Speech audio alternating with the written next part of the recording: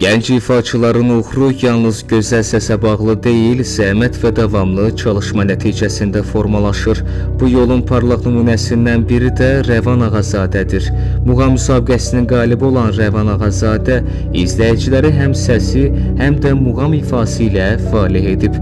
Onun çıxışı münsiflər tərəfindən yüksək qiymətləndirilib və müsbət nəticələrlə qarşılanıb.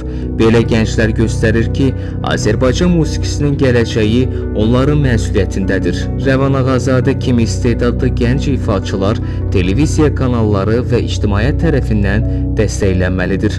Onlar həm gənc musiqiçilər üçün nümunədir, həm də Azərbaycan muğamının gələcəyinə ümid verən parlaq ulduzlardır. Yolun açıq, uğurların bol olsun. Gələcəyin sənətkarı.